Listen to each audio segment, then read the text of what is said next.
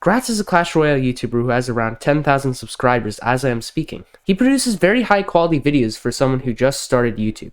But what if I told you that he didn't just start YouTube?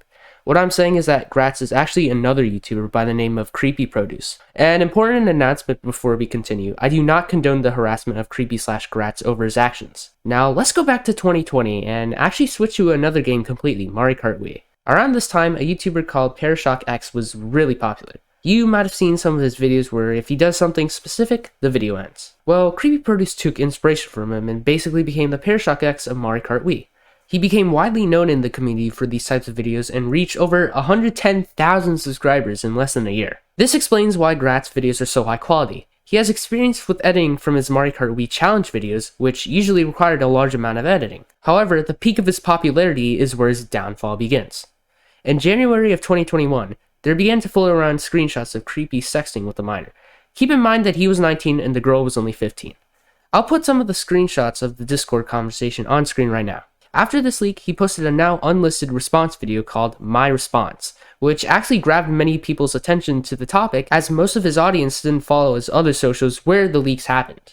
Now, the problem people found with this response video is that he sugarcoats the situation saying, "This looks way worse than it actually is," and claims no sexual intent with the conversations with this underage girl, which, if you looked at the screenshots like this one, is a complete lie.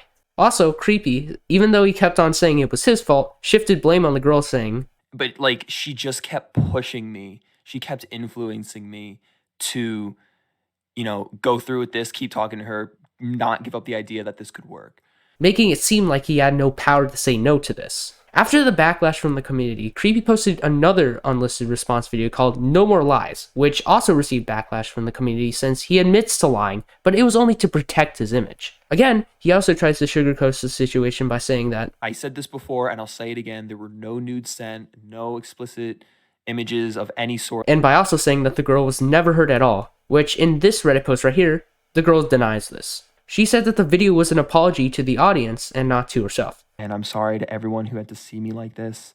Now, after all of this, Creepy privated both videos and went silent to get some mental health in real life, which I really hope he did and isn't also lying about. But he came back to YouTube almost exactly a year later and now does Mario Kart 8 Deluxe content on his channel with an audience of around 4,000 people compared to his previous audience of around 100,000 people. Okay, so Gratz is creepyproduce. What evidence do I have to back this up?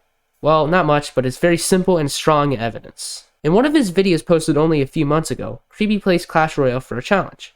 He was King level 13 at the time, which when he recorded that was the max King level at the time. This means he's most likely a veteran player of Clash Royale who would have knowledge of some of the earlier years of the game, which would tie down to the fact that Gratz made videos which dove into some of the earlier history of the game. Also, a very simple comparison of the voices tells us that this... Well, if we put the Skarmy down, we're probably gonna see a, you know what, we gotta do it. Even if we see, I'm surprised we haven't seen a 2 elixir card yet. Sounds very suspiciously similar to this.